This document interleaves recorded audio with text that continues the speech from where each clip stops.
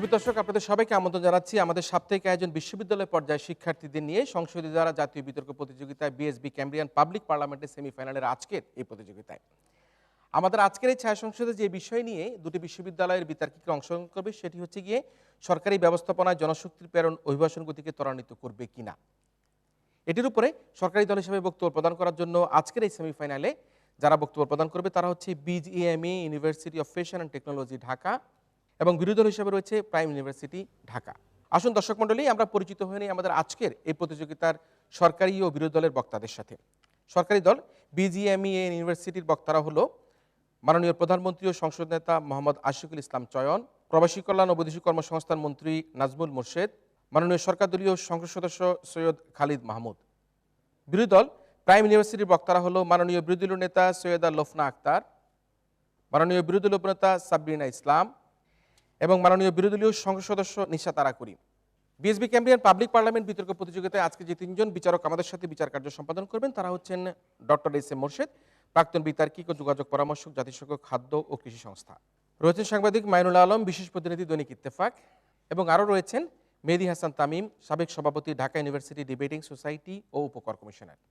আজকের এই সমগ্র অনুষ্ঠানটি পর্যবেক্ষণ করে বক্তাদের বক্তব্যের আলোকে বক্তব্য প্রদান করার জন্য আমাদের সাথে সম্মানিত প্রধান অতিথি হিসেবে উপস্থিত আছেন প্রবাসী কল্যাণ ও বৈদেশিক কর্মসংস্থান মন্ত্রণালয়ের মাননীয় সচিব খন্দকার মোহাম্মদ ইফতেখার হায়দার। তবে তার আগে শুরু করছি আজকের এই পাবলিক পার্লামেন্ট। একই সাথে আহ্বান করছি এই ছায়া সংসদের মাননীয় সংসদ নেতা তথা প্রধানমন্ত্রীকে তার প্রস্তাব উত্থাপন এবং উত্থাপিত প্রস্তাবের আলোকে বক্তব্য প্রদান করার জন্য। মাননীয় প্রধানমন্ত্রী। মাননীয় স্পিকার, আপনাকে ধন্যবাদ। আজকের এই প্রস্তাবটিকে যদি আপনি গভীরভাবে বিশ্লেষণ করেন, দুটি অংশের অধিকতর ব্যাখ্যার দাবি রাখে। একটি হলো সরকারি ব্যবস্থাপনা, আর একটি হচ্ছে অভিবাসনের গতি ত্বরান্বিত করা। সরকারি ব্যবস্থাপনা বলতে আমরা বোঝাচ্ছি সরকারের নিজস্ব পৃষ্ঠপোষকতায় সম্পূর্ণ নজরদারিতে দক্ষ জনশক্তি এবং যেটা সুরক্ষা দিবে, নিরাপদ অভিবাসন করবে, ঝুঁকিমুক্ত অভিবাসন করবে, সেই ব্যবস্থাপনাটাকে আমরা সরকারি ব্যবস্থাপনা বলছি। এবং অভিবাসন গতি বলতে আমরা বোঝাচ্ছি আমাদের দেশের মানুষেরা যারা আমাদের দেশের সূর্য সন্তান, তারা বিদেশে যারা আমাদের অভিবাসন প্রক্রিয়ার সঙ্গে যারা আছেন, এই প্রক্রিয়াটাকে ত্বরান্বিত করবার জন্য আমাদের সরকার যে ব্যবস্থাগুলো নিচ্ছেন সেই ব্যবস্থাগুলো যদি আমরা সম্পূর্ণ করতে পারি তাহলে আমাদের ব্যবস্থাপনা এই অভিবাসন গতিকে ত্বরান্বিত করবে। মাননীয় স্পিকার, আজকে আমরা সংবিধানের 40 নম্বর অনুচ্ছেদে আছে প্রত্যেকটি মানুষেরই আইনসম্মতভাবে যে কোনো কর্ম পরিচালনা করার সুযোগ আছে এবং স্বাধীনতা আছে। মাননীয় স্পিকার, এই স্বাধীনতাটাকে কেন্দ্র করে এক শ্রেণীর স্বার্থন্বেষী মহল, মধ্যস্বত্বভোগীরা তারা বিভিন্নভাবে আমাদের শ্রমিক ভাই বোনদেরকে প্রতারণা করছিলেন, যার ফলশ্রুতিতে আমাদের সরকার কি করেন, আমরা যুগোপযোগী আইন ব্যবস্থা করি। আমাদের আইনটা হচ্ছে আমরা বৈদেশিক কর্মসংস্থান ও অভিবাসী আইন 2013 প্রণয়ন করি এবং 2014 সালে আমরা জনশক্তি রপ্তানির জন্য জনশক্তি প্রেরণের ক্ষেত্রে আমরা একটা নীতিমালা বাস্তবায়ন করি। নিশ্চয় প্রস্তাব নিয়ে প্রশ্ন করতে মাননীয় বিরোধী দল। আমার প্রথম যে প্রশ্ন, তিনি ব্যবস্থাপনা বলছেন, ব্যবস্থাপনার মধ্যে বাইরাকে তিনি অন্তর্ভুক্ত করতে চাচ্ছেন কি চাচ্ছেন না, সেটি আপনি ব্যাখ্যা করে যান। বাইরাকে অন্তর্ভুক্ত করতে চাচ্ছেন কি চাচ্ছেন? মাননীয় স্পিকার, ধন্যবাদ মাননীয় বিরোধী দলের নেতাকে। আমরা বাইরাকে অন্তর্ভুক্ত করতে চাচ্ছি, কিন্তু সরকারি ব্যবস্থাপনা বলতে চাচ্ছি আমরা তাদের সরকারের নজরদারির মাধ্যমে, সরকারের আইনের মাধ্যমে, সরকারি পর্যবেক্ষণের মাধ্যমে, তাদের মাধ্যমে এটা করতে হবে। আমরা সরকারের জবাবদিহিতা এবং সরকারের অভিভাবকত্বর মধ্যে দিয়ে বাইরাকে কাজ করতে হবে, এইটা আমরা ব্যবস্থাপনার মধ্যে বলছি। মাননীয় স্পিকার, আমরা যখন দেখি আমাদের এই সবথেকে বড় চ্যালেঞ্জ হচ্ছে আমাদের জন্য ঝুঁকিমুক্ত নিরাপদ অভিবাসন নিশ্চিত করা, অভিবাসন ব্যয়টা কমানো, আমাদের চাহিদার সঙ্গে যোগান এবং সেটা অবশ্যই মর্যাদাপূর্ণ মজুরি নির্ধারণের মাধ্যমে সুরক্ষা নিশ্চিত করা এবং দক্ষ জনশক্তি গঠন করা। মাননীয় স্পিকার, যারই ধারাবাহিকতায় আমরা জনশক্তি কর্মসংস্থান ও প্রশিক্ষণ ব্যুরো আমরা 38টি ট্রেনিং সেন্টার চালু করেছি এবং 2015 সালের মধ্যে আমাদের আরও 29টি প্রকল্প আমরা বাস্তবায়ন করতে পারবো, যার ফলশ্রুতিতে আমরা দক্ষ মানব শক্তি তৈরি করতে পারছি। মাননীয় স্পিকার, আমরা বিশ্বাস করি the right person the right job. এই কারণেই আমরা সঠিক মানুষকে সঠিক জায়গায় প্রেরণ করতে চাচ্ছি, আর যার জন্যই কিন্তু আমাদেরকে এই দক্ষতা বৃদ্ধি করতে হচ্ছে। মাননীয় স্পিকার, মাননীয় স্পিকার, আমরা যখন দেখি আমাদের সরকারি ব্যবস্থাপনায় কিন্তু আমরা নারীদেরকেও সেখানে প্রেরণ করার চেষ্টা করছি, যারই ফলশ্রুতিতে কিন্তু এখন কিন্তু আমাদের নারীদের অংশগ্রহণ 17.8% প্রবৃদ্ধি অর্জন করেছে। মাননীয় স্পিকার, যার ফলশ্রুতিতে আমরা যদি এইবার দেখি অভিবাসন ব্যয়টা কমানো। মানুষ যেখানে ইন্দোনেশিয়ার মতো দেশও সৌদি আরবের নারী গৃহকর্মী পাঠাতে পারছে না নির্যাতিত হওয়ার অভিযোগে, সেখানে বাংলাদেশ সরকার এই নিরাপত্তার বিষয়টি উল্লেখ না করে এবং নিশ্চিত না করে কেন নারী কর্মীদেরকে পাঠাচ্ছে? কারণ আমরা আমাদের চুক্তির সঙ্গে আমাদের দ্বিপক্ষীয় বৈঠকের মধ্যে আমাদের নারী শ্রমিকদের নিরাপত্তা ব্যবস্থা করতে পেরেছি জন্যই কিন্তু আমরা শ্রমিক সেখানে পাঠাচ্ছি। এইটা কিন্তু এটা বুঝতে হবে যে মাননীয় স্পিকার আমাদেরকে বুঝতে হবে যে ইন্দোনেশিয়ার থেকে বাংলাদেশের কূটনৈতিক তৎপরতা সফল, যার ফলশ্রুতিতে কিন্তু আমরা সেখানে পাঠাতে পারছি না। আপনারা দেখেন পৃথিবীতে কিন্তু এত অল্প টাকার মাধ্যমে কোনো অভিবাসীকে প্রেরণ করতে তারা পারছে না। আমরা কি করছি, আমরা যে সৌদি আরবের সঙ্গে আমাদের মাননীয় মন্ত্রী, আমাদের সরকার, তিনি কিন্তু বলেছেন 1 আনাও কোনো টাকা লাগবে না এবং আমরা দক্ষতার সাথে সেটা বাস্তবায়ন করতে পারি, যার উদাহরণ মালয়েশিয়াতে কিন্তু আমরা ইতিমধ্যে 35,000 টাকার মাধ্যমে পাঠিয়েছি।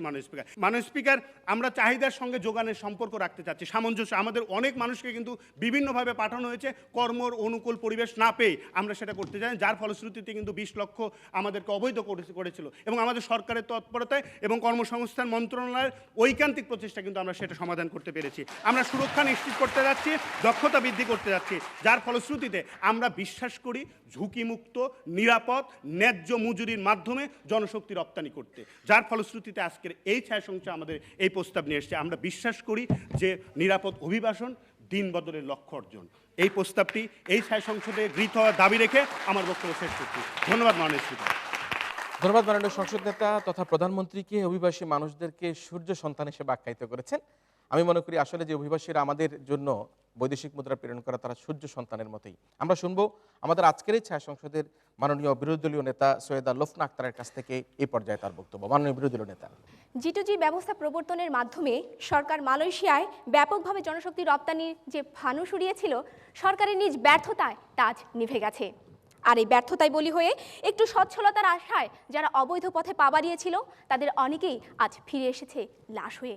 আর সেই প্রেক্ষাপটে দাঁড়িয়ে মাননীয় প্রধানমন্ত্রী কর্তৃক উত্থাপিত সরকারি ব্যবস্থাপনায় জনশক্তি প্রেরণ অভিবাসনের গতিকে ত্বরান্বিত করবে এই প্রস্তাবনার তীব্র বিরোধিতা করছে।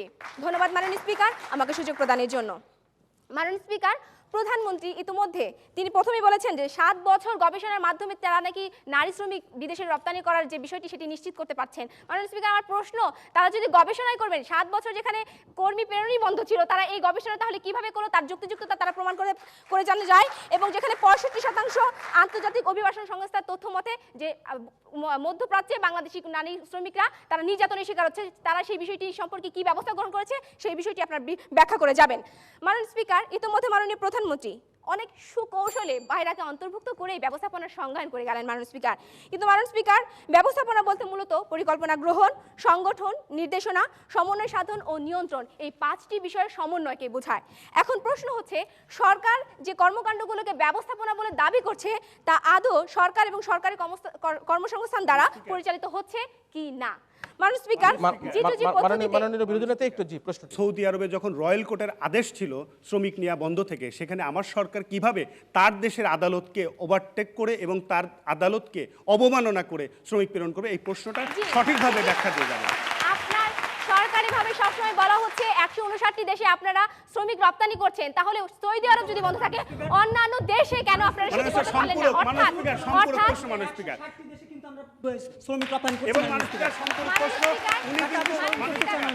উনি কিন্তু বলার চেষ্টা করেছেন সৌদি আরবের কথা, আমি কিন্তু সৌদি আরবের কথাই কিন্তু প্রশ্ন করেছি। আমার প্রশ্নটা সুকৌশলে এড়িয়ে যাবেন না মাননীয় বিরোধী দলের নেত্রী। আমরা রয়্যাল কোর্টের আদেশটাকে কিভাবে আমরা অবমাননা করে আমরা শ্রমিক পাঠাবো, এইটা আপনি জবাব দেন। কূটনৈতিক তৎপরতার মাধ্যমে সেটি সম্ভব করতে পারতেন। কূটনৈতিক তৎপরতা ছিল না বিধায় এখানে সফলতা নয় ব্যর্থতার প্রমাণ দিয়েছে মাননীয় স্পিকার। G2G পদ্ধতিতে শ্রমিক নিবন্ধন থেকে শুরু করে কোম্পানির চাহিদা অনুসন্ধান সহ চুক্তিপত্র সম্পাদন করে সেই সকল কোম্পানিতে শ্রমিক রপ্তানির সকল কাজ সরকার করে থাকে। আর এই প্রক্রিয়ায় শুধুমাত্র মালয়েশিয়া ও দক্ষিণ কোরিয়া এই শ্রম বাজেটটি রয়েছে মাননীয় স্পিকার। বাকি যে 157টি দেশ রয়েছে সেখানে বেসরকারি সংস্থা তথা বাইরের এখানে সরাসরি সম্পৃক্ত মাননীয় স্পিকার। মাননীয় স্পিকার, 6 মে 2013 শ্রমমন্ত্রীর বক্তব্য, অফিসিয়ালি বাইরের সঙ্গে আমাদের কোনো সম্পর্ক নেই। এছাড়া বাইরের সভাপতি আবুল বাশার 13 জুন 2014 বলেছেন G2G ব্যবস্থাপনায় সরকার চুক্তি করায় রিক্রুটিং এজেন্সিগুলো লোক পাঠাতে পারছে না মাননীয় স্পিকার। আর এটি স্পষ্ট যে বাইরে সরকারি ব্যবস্থাপনার কোনো অংশ নয়। মাননীয় স্পিকার, আমাদের প্রথম বিরোধিতার জায়গা হলো এই প্রেক্ষাপটে যে সরকার যে মাননীয় প্রধানমন্ত্রী সংজ্ঞায়িত করেছেন যে সরকারি ব্যবস্থাপনাটি সম্পূর্ণ সরকারি ব্যবস্থাপনা নয়, কেননা এখানে বাইরে অন্তর্ভুক্ত থাকছে মাননীয় স্পিকার। এছাড়া মাননীয় স্পিকার, আমরা জিটিজি ব্যবস্থাপনা অর্থাৎ মালয়েশিয়ায় যে পদ্ধতিতে শ্রমিক রপ্তানি করা হচ্ছে সেটি একমাত্র সরকারি ব্যবস্থাপনা। মাননীয় স্পিকার, এক্ষেত্রে আইনের অতিরিক্ত আইন প্রয়োগের মাধ্যমে বাইরাকে অকার্যকর করা হয়েছে এবং দীর্ঘসূত্রিতা আর সক্ষমতার অভাবে মালয়েশিয়ায় ব্যাপকভাবে কর্মসংস্থানের যে সুযোগ সৃষ্টি হয়েছিল, জিটিজি পদ্ধতিতে সম্পূর্ণ সরকারি ব্যবস্থাপনায় সরকার সেখানে শ্রমিক রপ্তানি করতে চরমভাবে ব্যর্থ হয়েছে। মাননীয় স্পিকার, 26 ফেব্রুয়ারি 2014 সংসদে শ্রমমন্ত্রী বলেছিলেন যে মালয়েশিয়ায় 5 বছরে 5 লক্ষ লোক যাবে, কিন্তু প্রথম বছরে সেখানে লোক পাঠাতে পেরেছে মাত্র 5191 জন। এটা কি অভিবাসনের গতি ত্বরান্বিত করার নমুনা? মাননীয় স্পিকার, আমার দ্বিতীয় বিরোধিতার জায়গা হলো সরকারি ব্যবস্থাপনা বা জিটিজি পদ্ধতিতে অভিবাসনের গতি ত্বরান্বিত করা কখনোই সম্ভব নয়। আর এই অভিবাসনের গতি ত্বরান্বিত করার জন্য আমি 4টি শর্ত উল্লেখ করে যাচ্ছি, যা আমার দলের সংসদ সদস্যরা ব্যাখ্যা করে যাবেন। মাননীয় স্পিকার, এই শর্তগুলো হলো পুরাতন শ্রমবাজার ধরে রাখা ও নতুন শ্রমবাজার তৈরি করা, প্রশিক্ষণের মাধ্যমে দক্ষ জনশক্তি তৈরি ও রপ্তানি, যৌক্তিক অভিবাসন ব্যয় এবং অভিবাসীদের নিরাপত্তা দেওয়া, আইনি সহায়তা নিশ্চিত করা। মাননীয় স্পিকার, 2014 সালে শ্রম অভিবাসন হার 2012 থেকে 32% কমেছে। জনশক্তি রপ্তানির এই দুঃসময়ে যখন সৌদি আরবে জনশক্তি রপ্তানির একটি সম্ভাবনা তৈরি হয়েছে, তখন সরকারি ব্যবস্থাপনায় এত বিপুল সংখ্যক জনগোষ্ঠীকে যে রপ্তানি করা সম্ভব নয়, সেই ব্যর্থতাকে স্বীকার করে নিয়ে 10 ফেব্রুয়ারি প্রথম আলোকে দেওয়া এক সাক্ষাৎকারে প্রবাসী কল্যাণ মন্ত্রী বলেছেন যে আমি কোট করছি, বেসরকারি ব্যবসায়ীরা এই প্রক্রিয়ায় যুক্ত থাকবেন, তারাই যাওয়ার পুরো প্রক্রিয়াটি সম্পন্ন করবেন, সরকার শুধু নিয়ন্ত্রণ করবে। এই বক্তব্যের মাধ্যমে মাননীয় স্পিকার প্রমাণিত হয় যে সরকারি ব্যবস্থাপনায় জনশক্তি রপ্তানি অভিবাসনের গতিকে ত্বরান্বিত করবে না, বরং পাবলিক প্রাইভেট পার্টনারশিপের মাধ্যমে জনশক্তি এই প্রেরণ অভিবাসনের গতিকে ত্বরান্বিত করতে পারে। এই প্রস্তাবটি এই সংসদে আমি উপস্থাপন করে আমি আমার বক্তব্য শেষ করছি। ধন্যবাদ মাননীয় স্পিকার, ধন্যবাদ সবাইকে। ধন্যবাদ মাননীয় বিরোধী দলীয় নেতাকে। সরকারি ব্যবস্থাপনায় আসলে বাইরা নিশ্চয়ই আমার মনে হয় সরকারের অন্তর্ভুক্ত নিয়ন্ত্রিত রিক্রুটিং এজেন্ট, সুতরাং সরকারি ব্যবস্থাপনার মধ্যে নিশ্চয়ই বাইরা অন্তর্ভুক্ত থাকতে পারে বলে আমার কাছে মনে হয়। তবুও আজকের এই আলোচনার স্বার্থে বাইরা সম্পৃক্তি কিনা সে প্রশ্ন এসেছে, তো আমরা শুনবো আমাদের আজকের এই ছায়া সংসদের মাননীয় ছায়ামন্ত্রী নাজমুল মোর্শেদের কাছ থেকে তার বক্তব্য। মাননীয় স্পিকার, আপনি নিশ্চয়ই অবগত আছেন বাংলাদেশ একটি শ্রমঘন উন্নয়নশীল দেশ এবং দেশের অভ্যন্তরে এত বিশাল পরিমাণ জনগণের মাননীয় স্পিকার কর্মসংস্থানের ব্যবস্থা করা একটি দুরূহ কাজ, যার পরিপ্রেক্ষিতে আমরা মাননীয় স্পিকার দেশের বাইরে দক্ষ জনশক্তি প্রেরণ করছি, বাংলাদেশের বেকার সমস্যা নিরসন করছি মাননীয় স্পিকার, এবং সার্বিকভাবে আমরা নিরাপদ এবং ঝুঁকিমুক্ত অভিবাসনের কথা বলছি। যে নিরাপদ এবং ঝুঁকিমুক্ত অভিবাসনের দাবি উঠেছে আজকে মাননীয় স্পিকার কলম্বো প্রসেসে, আজকে আবুধাবি ডায়লগে মাননীয় স্পিকার। মাননীয় স্পিকার, আপনি জেনে খুশি হবেন কোনো একটি প্রক্রিয়াকে ডিজিটাল করা মানে তার গতিকে কয়েক গুণ বৃদ্ধি করে দেওয়া মাননীয় স্পিকার। আজকে আমরা মাননীয় স্পিকার এই প্রক্রিয়াকে সম্পূর্ণ ডিজিটাল করে ফেলেছি। আজকে আমরা মাননীয় স্পিকার অনলাইন ভিসা প্রসেসিং এর ব্যবস্থা করেছি, আমরা বাধ্যতামূলক অনলাইন রেজিস্ট্রেশনের ব্যবস্থা করেছি, ফিঙ্গারপ্রিন্ট সম্বলিত স্মার্ট কার্ডের ব্যবস্থা করেছি এবং যে কোনো অভিযোগ যাতে তারা অনলাইনে দাখিল করতে পারে সেই ব্যবস্থা করেছি মাননীয় স্পিকার। এতে করে মাননীয় স্পিকার আমরা যেমন মধ্যস্বত্বভোগী দালালদের দৌরাত্ম্য কমিয়ে দিতে সক্ষম হয়েছি, ঠিক তেমনি ভাবে এই খাতে একটি গতির সঞ্চার করেছে আমার সরকার মাননীয় স্পিকার। আজকে মাননীয় স্পিকার আমরা 22 লক্ষ শ্রমিককে অন্তর্ভুক্ত করে অনলাইন ডাটাবেস নেটওয়ার্ক স্থাপন করেছি এবং 48টি স্কিলে তাদেরকে ভাগ করেছি এবং তারা মাননীয় স্পিকার আইনি বাধ্যবাধকতা সৃষ্টি করে দিয়েছি, শ্রমিক প্রেরণ করতে হলে এই ডাটা বেস থেকেই তৈরি করতে হবে, যার ফলশ্রুতিতে মাননীয় স্পিকার এই সব মধ্যস্বত্বভোগী দালালদের দৌরাত্ম্য কিন্তু কমে গিয়েছে মাননীয় স্পিকার। আগে নানা ধরনের মাননীয় স্পিকার মাথা কাটা, গলা কাটা, আরো কত ধরনের কাটাকাটির পাসপোর্টের প্রচলন ছিল মাননীয় স্পিকার, আমার সরকার কিন্তু সেই পাসপোর্টের প্রচলন বন্ধ করে দিয়েছে মাননীয় স্পিকার। আজকে মাননীয় স্পিকার মাননীয় মন্ত্রী একটা প্রশ্ন। জি মাননীয় সদস্য। জি, বৈদেশিক কর্মসংস্থান এবং অভিবাসী আইন 2013 অনুযায়ী আইনের 39 এবং 40 ধারায় বলা হয়েছে যে এদের জুডিশিয়াল ম্যাজিস্ট্রেট এবং মোবাইল কোর্টের মাধ্যমে বিচার করা হবে, যেখানে 10 বছরের কারাদণ্ডের মানে সাজা দিয়েছে। জি, তো জুডিশিয়াল ম্যাজিস্ট্রেট এবং মোবাইল কোর্টের 10 বছর কারাদণ্ডের বিচারের এখতিয়ার না থাকাও অযৌক্তিকভাবে এই দায়িত্বটি কেন তাদের উপর অর্পণ করা হয়েছে জবাব দিয়ে যাবেন। মাননীয় স্পিকার, তাদেরকে কিন্তু অবশ্যই এর আওতাভুক্ত করা হবে। ম্যাজিস্ট্রেটকে কিন্তু আমরা বিভিন্ন সময় দেশের বিভিন্ন জায়গায় মাননীয় স্পিকার দায়িত্ব দিয়ে থাকি বিচারিক কাজের মাননীয় স্পিকার, এক্ষেত্রে তিনি কিন্তু এটা এড়িয়ে যেতে পারেন না। ম্যাজিস্ট্রেটকে আমরা অবশ্যই দায়িত্ব দিতে পারি, কারণ তিনি অনেক সময় অনেক জায়গায় মাননীয় স্পিকার বিচারিক কার্য দায়িত্ব করে থাকেন। এটা তাকে ভুলে গেলে চলবে না মাননীয় স্পিকার। মাননীয় স্পিকার, এটা বিচার বিভাগের প্রচলিত আইনেই আছে, আমরা ম্যাজিস্ট্রেটকে বিভিন্ন সময় দায়িত্ব দিয়ে থাকি, এটা তিনি যদি ভুল করেন তাহলে কিন্তু হবে না মাননীয় স্পিকার। মাননীয় স্পিকার, আজকে যদি 10 বছরের কারাদণ্ড শাস্তির বিধান কেন দিয়েছে যেখানে তাদের কোনো বিচারিক এখতিয়ারই নেই? বিশেষায়িত প্রবাসী কল্যাণ ব্যাংক স্থাপন করেছে মাননীয় স্পিকার, যে ব্যাংকের মাধ্যমে মাননীয় স্পিকার বিনা জামানতে স্বল্প সুদে মাননীয় স্পিকার আবেদনের 3 দিনের মাথায় আমার সরকার মাননীয় স্পিকার ঋণ প্রদান করে যাচ্ছে। এতে করে কাউকে কিন্তু এখন আর মাননীয় স্পিকার ভিটে মাটি বিক্রি করে সর্বশান্ত হয়ে বিদেশ যেতে হচ্ছে না মাননীয় স্পিকার, তার এখন সুদ নিয়ে ঋণ নিয়ে মাননীয় স্পিকার অতি সহজে বিদেশ যেতে পারছেন মাননীয় স্পিকার। এটাই হচ্ছে আমার সরকারি ব্যবস্থাপনা, এটা বুঝতে হবে আজকে মাননীয় স্পিকার। আজকে যদি আমার দেশের বর্তমান পরিস্থিতির দিকে তাকাই, একের পর এক পেট্রোল বোমা, একের পর এক বোমা হামলার যেখানে আমার দেশ জর্জরিত, ঠিক সেই মুহূর্তে মাননীয় স্পিকার আমরা সৌদি আরব থেকে 17 সদস্যের প্রতিনিধি দল বাংলাদেশে এনেছি মাননীয় স্পিকার, এবং আমাদের সৌদিতে যে গতি আছে সেই গতিকে ত্বরান্বিত করেছি মাননীয় স্পিকার। বাংলাদেশের এই দুর্যোগ মুহূর্তে যখন লন্ডন ভিত্তিক মাননীয় স্পিকার জাতীয় দৈনিক দ্য ইকোনমিস্ট বলছে যে বাংলাদেশ কি তাহলে দ্বিতীয় আফগানিস্তান হতে যাচ্ছে, সেই মুহূর্তে কিন্তু আমরা আমাদের এই গতিকে ত্বরান্বিত করছি মাননীয় স্পিকার। আমরা আজকে তাদেরকে বলতে চাই, লন্ডনে বসে বললে চলবে না বাংলাদেশ দ্বিতীয় আফগানিস্তান হচ্ছে, তারা কিছুদিন পর আফসোস করবে লন্ডন কেন দ্বিতীয় বাংলাদেশ হচ্ছে না মাননীয় স্পিকার। এই লক্ষ্যে আমরা এগিয়ে যাচ্ছি। আমরা একটা প্রশ্ন নেই, মাননীয় মন্ত্রী একটা প্রশ্ন মাননীয় দিই। মন্ত্রী, আপনি অনেক সুন্দরভাবে ডিজিটাল রেজিস্ট্রেশনের কথা বললেন। মাননীয় স্পিকার, আমরা প্রশ্নই জানি করতে হবে, 14 specific লক্ষ আপনারা নিবন্ধন করতে পেরেছিলেন, কিন্তু মালয়েশিয়ায় কেন মাত্র 5 লক্ষের জায়গায় মাত্র 5191 প্রেরণ করলেন? মাননীয় আপনারা স্পিকার, জনশক্তির উনি কেন প্রথমে রপ্তানি একটা করতে ভুল পারলেন না? ব্যাখ্যা করলেন যে দিয়ে যান। 5,000 পাঠিয়েছি, আসলে কিন্তু আমরা 7,000 পাঠিয়েছি, উনি ভুল করছেন। তারপরেও তাকে বলতে চাই মাননীয় স্পিকার, তারপরেও তাকে বলতে চাই মাননীয় স্পিকার, তিনি বলছেন আমরা কেন তাহলে 5 লক্ষ পাঠাতে পারছি না মাননীয় স্পিকার। তাকে বলতে চাই 2007-8 সালে যখন ঢালাও ভাবে ডিমান্ড ব্যতীত শ্রমিক প্রেরণ করা হয়েছিল, তাদের প্রত্যেককে কিন্তু মাননীয় স্পিকার অবৈধ ঘোষণা করা হয়েছিল। আমার সরকার ডিমান্ড ব্যতীত একটি শ্রমিক মালয়েশিয়ায় পাঠাবে না মাননীয় স্পিকার।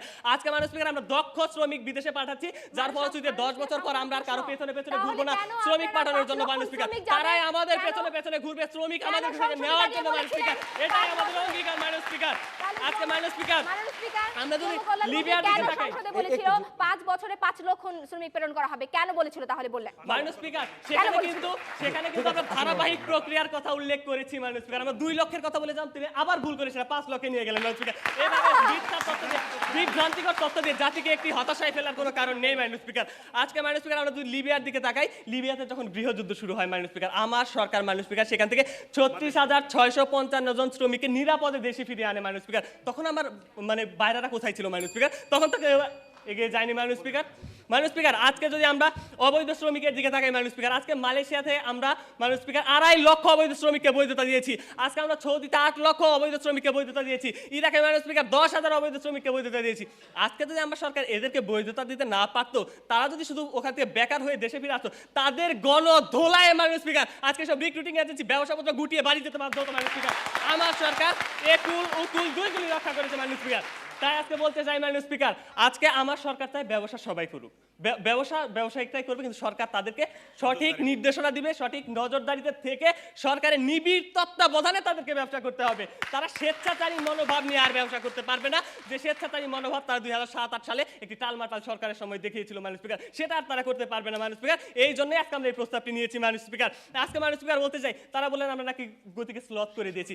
গত 5 বছরে মাননীয় স্পিকার আমরা বিদেশে শ্রমিক প্রেরণ করেছি 24,51,803 জন। তাই সর্বশেষে বলতে চাই, নিরাপদ করব আমাদের অভিবাসন প্রক্রিয়া, হোক সেটি দেশ সৌদি, ইরাক কিংবা লিবিয়া। আমরা ফিরিয়ে আনবো জনগণের আস্থা, এবং সেজন্যই দরকার সরকারি ব্যবস্থা। তাই মাননীয় স্পিকার, আজকের এই প্রস্তাবটি সেই অনুরোধ রেখে আমার বক্তব্য শেষ করছি। ধন্যবাদ মাননীয় স্পিকার, ধন্যবাদ সবাইকে।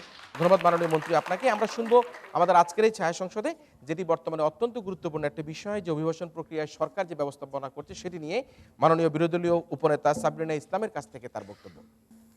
গত 26শে ফেব্রুয়ারি 2013 সংসদ অধিবেশনে চট্টগ্রাম 16 আসনের সংসদ সদস্যের প্রশ্নোত্তর পর্বে দাঁড়িয়ে প্রবাসী কল্যাণ মন্ত্রী ইঞ্জিনিয়ার খন্দকার মোশাররফ হোসেন বলেছিলেন মালয়েশিয়ার 5 বছরে 5 লাখ কর্মী যাবে।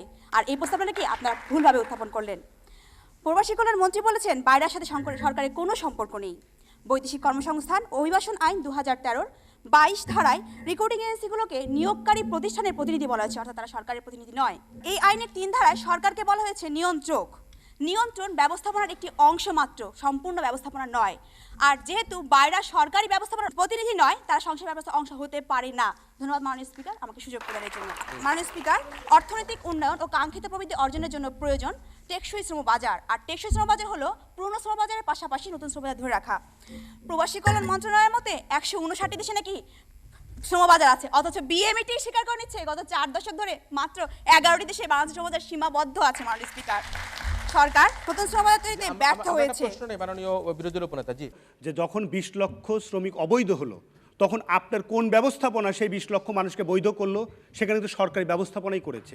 এখানে আপনি কিভাবে আপনার ব্যবস্থাপনা এই সংসদ নেতা এটা বলতে হবে কোথায় অবৈধ হয়েছে? আমাদের মধ্যপ্রাচ্য সহ সারা পৃথিবীতে, যেখানে যার মধ্যে 2.5 লক্ষ